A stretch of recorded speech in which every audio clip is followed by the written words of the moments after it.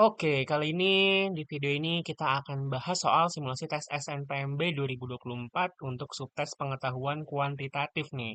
Ini kita akan bagi jadi beberapa part, jadi dari 10 soal yang ada di simulasi kita akan ya bagi jadi kurang lebih 3 part kali ya. Di part ini kita akan bahas soal nomor 1 sampai nomor 4 terlebih dahulu.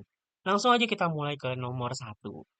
Oke, di soal pertama ini kita dipertemukan oleh soal tentang grafik fungsi kuadrat, di mana grafik fungsi kuadratnya ini melalui titik negatif 1,0 dan 3,0. Nah, dua titik ini merupakan titik potong dengan sumbu X nih. Nah, ingat juga kalau misalkan kita punya grafik fungsi kuadrat dan diketahui dua titik potongnya dengan sumbu X, maka fungsinya itu sendiri, persamaan fungsinya bisa dicari kayak gini. Jadi kalau grafik fungsinya melalui titik X1,0 dan X2,0, maka fungsinya adalah seperti ini gitu. Nah, di sini negatif 1 ini kita bisa anggap sebagai X1, 3 ini kita bisa anggap sebagai X2. Mau ditukar boleh nggak? X1-nya 3, X2-nya negatif 1? Boleh.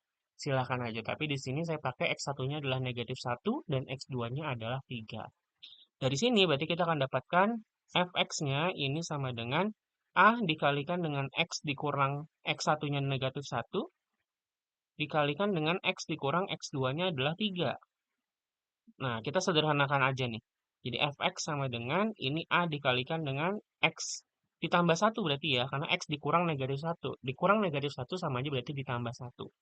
Dikalikan lagi dengan X dikurang 3. Nah, ini udah lebih sederhana lah, nggak usah kita apa-apain lagi. Lalu, di sini kita punya informasi bahwa nilai minimum fungsi kuadratnya adalah negatif 8.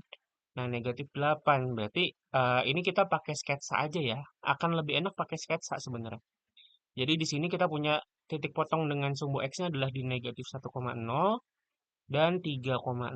Lalu punya nilai minimumnya adalah di negatif 8 gitu. Nah, nilai minimumnya akan terletak di mana? Akan terletak di titiknya itu sendiri akan terletak di sumbu simetrinya. Sumbu simetrinya di sini nih. Nah, berarti di sini nih. Ini negatif 8-nya, titiknya ada di sini. Nah, tahu dari mana nih sumbu simetrinya? Sumbu simetrinya itu apa? Sumbu simetri ini terletak tepat di tengah-tengah antara dua titik potong dengan sumbu X nih. Jadi ya, ini nih koordinat X-nya tinggal cari aja nih titik tengah dari negatif 1 dan 3 gitu, nilai tengahnya gitu ya. Negatif 1 ke 3 ini kan jaraknya 4, berarti ke tengah-tengahnya sini, ini jaraknya adalah 2, dari 3 ke sini juga jaraknya 2. Nah, makanya kita akan dapatkan di sini pasti 1 koordinatnya. Jadi titik ini adalah titik 1, negatif 8. Artinya apa? Artinya kita akan dapatkan bahwa F1 ini nilainya sama dengan negatif 8. Karena ketika X-nya 1, Y-nya ini negatif 8 kayak gitu. Nah, ya udah tinggal substitusi aja. Ini F1 berarti X-nya ini kita substitusi jadi 1 semua nih. Berarti kita akan dapatkan ini A dikalikan dengan 1 ditambah 1, dikalikan lagi dengan 1 dikurang 3, ini sama dengan negatif 8. Ini A dikalikan dengan 1 tambah 1 itu 2, dikalikan dengan 1 dikurang 3 itu negatif 2, jadinya 8. Nah, naikin dikit deh. Berarti ini 2 kali negatif 2 itu negatif 4 dikali A berarti jadi negatif 4A sama dengan, sorry ini negatif 8 harusnya. Nah, negatif 4A sama dengan negatif 8 berarti nilai A-nya ini adalah 2. Tinggal bagi aja ke dua ruas dengan negatif 4 gitu kan. Jadi negatif 4A dibagi negatif 4 jadi A, terus negatif 8 dibagi negatif 4 jadi 2 deh. Berarti kita dapatkan A-nya ini adalah 2. Sehingga fx-nya bisa kita tuliskan jadi ini A-nya 2 ya. 2 dikalikan dengan X tambah 1 dikalikan dengan X dikurang 3. Perlu dijabarin nggak? Nggak juga sih sebenarnya. Karena kan di sini kita mau nyari nilai B ya. Di mana B ini adalah didapat dari sini nih. Ada titik 4, B ini yang dilalui oleh grafik fungsinya. Berarti kita sebenarnya akan dapatkan bahwa ketika X-nya 4, Y-nya B gitu lah ya. Berarti F4 itu nilainya sama dengan B. Ya udah untuk nyari B berarti tinggal substitusi X-nya di sini aja dengan 4. Jadi kita dapatkan ini 2 dikalikan dengan 4 tambah 1 dikalikan dengan 4 dikurang 3 itu nilainya sama dengan B. Berarti ini 2 dikalikan dengan 4 tambah 1 itu 5 dikalikan dengan 4 dikurang 3 itu 1. Nah ini sama dengan B. Berarti B-nya itu adalah 2 kali 5 kali 1. Ini kali ya. 2 kali 5 kali 1. 10. Berarti kita dapatkan bahwa jawaban yang tepat ini adalah B-nya ini 10 yaitu yang C. Oke, kita lanjut ke soal yang kedua ya. Oke, di soal kedua ini kita dipertemukan oleh soal tentang bilangan. Jadi kita punya bilangan A1094, ini yang kurang dari 6.000. Ini kalau misalkan dibagi 3, punya sisanya adalah 1. Nah, sisa 1 nih, kalau misalkan kita kurangin dengan sisanya, kita kurangin 1 gitu ya. A1093, ini pasti bilangannya akan habis dibagi 3 gitu ya, akan habis dibagi 3. Contohnya misalkan kita punya bilangan 37. 37 ini kan kalau dibagi 3 sisanya 1 ya. Tapi ketika kita kurangin 1 nih, jadi 36. Nah, 36 ini jadi bilangan yang habis dibagi 3. Ini sebagai contohnya aja. Kayak gitu. Jadi, ketika kita punya A1094 ini dibagi 3 bersisa 1, berarti A1093 ini pasti habis dibagi 3. Nah, ingat lagi nih, kalau misalkan suatu bilangan habis dibagi 3, maka jumlah digit penyusunnya itu pasti habis bagi 3 juga.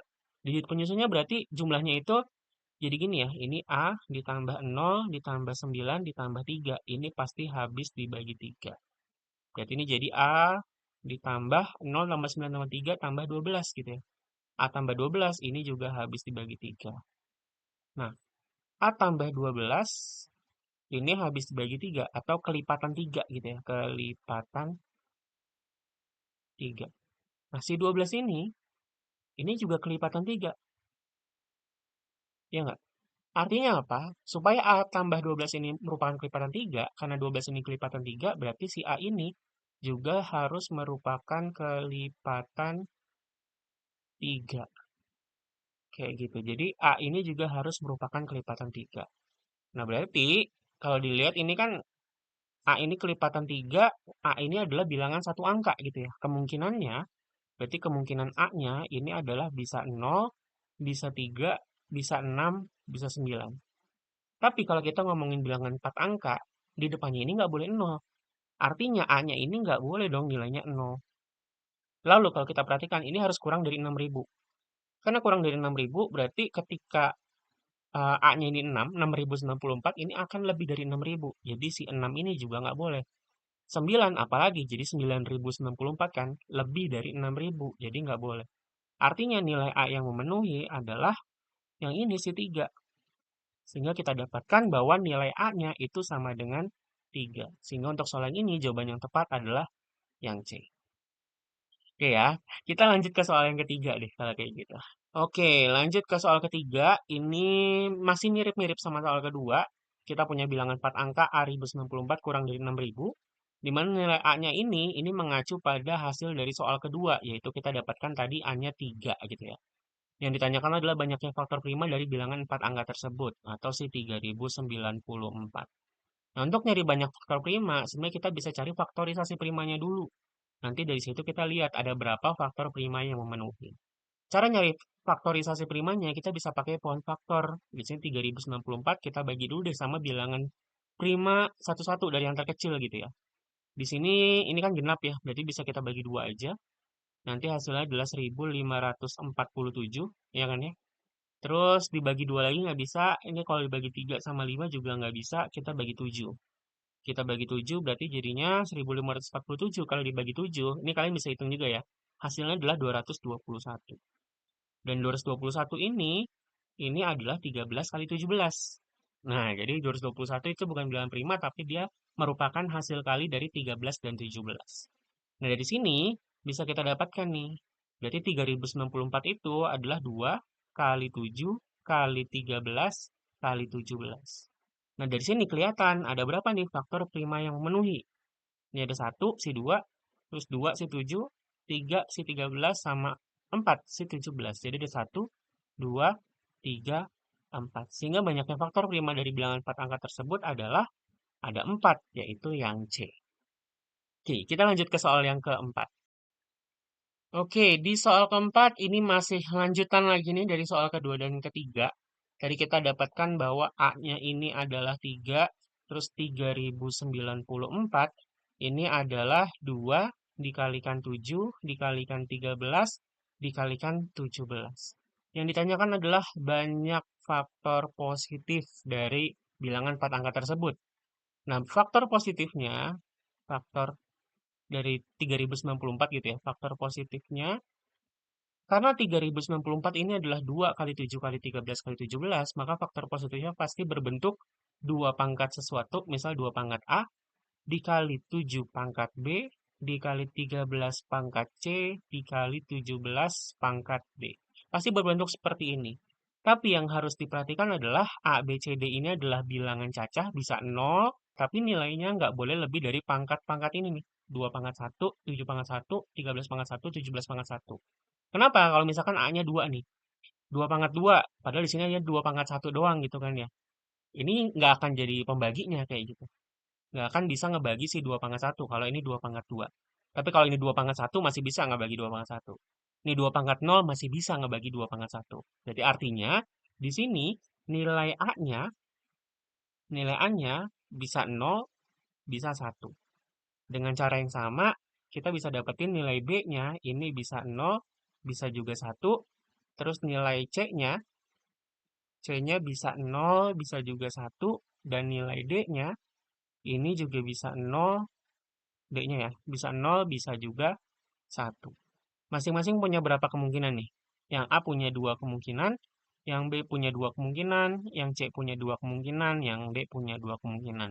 Nah, ini sebenarnya tinggal kita kalikan aja. Kenapa? Karena nilai A, B, C, D ini kemungkinan-kemungkinannya saling bebas, artinya tidak saling memengaruhi satu sama lain. Ketika A-nya 0, ya B-nya terserah, nggak harus ngikutin 0 juga. Boleh B-nya 1, C-nya juga bebas, boleh C-nya 0, D-nya juga bebas, boleh 0 juga, kayak gitu. Jadi ini bisa kita kalikan aja, jadi 2 kali 2 kali 2 kali 2 didapat hasilnya adalah 16. Nah, ada cara lainnya sebenarnya. Kita bisa lihat dari pangkat-pangkatnya ini. Jadi banyak faktor positif. Jadi ngelihatnya adalah dari si satu ini nih, pangkat-pangkat-pangkat-pangkatnya ini kita tambahkan satu, lalu kita kalikan. Jadi ini satu, berarti satu tambah satu, dikalikan dengan ini satu, berarti satu tambah satu, ya seterusnya aja kayak gitu. Dari 13, berarti pangkatnya satu, berarti satu tambah satu. Dari 17, pangkatnya satu, berarti satu tambah satu juga. Kita akan dapatkan ini 2 kali 2 kali 2 kali 2. Hasilnya adalah 16. Sama aja. Sama-sama 16 juga. Karena yang ini, yang plus satu plus satu plus satu dikaliin sebenarnya dapatnya dari sini juga. Kayak gitu. Plus satu dari mana? Plus satunya adalah ketika kita menyertakan nilai 0 ini dalam kemungkinannya. Jadi ini kemungkinannya kan pangkat satu, ya ada juga kemungkinan 0 kan. Makanya ditambahkan lagi dengan satu. Tapi intinya adalah untuk soal ini, berarti jawaban yang tepat itu sebenarnya yang B, yaitu 16. Sip, gimana nih 4 soal pertama yang kita bahas di video kali ini? Semoga 4 soal ini jelas dibahasnya ya teman-teman. Kalau misalkan ada pertanyaan, silahkan dituliskannya di kolom komentar. Kita akan lanjutkan nanti untuk soal-soal berikutnya di part-part yang berikutnya. Sekian untuk bahas soal simulasi tes SNMPTN 2024, subtes pengetahuan kuantitatif part yang pertama. Sampai jumpa.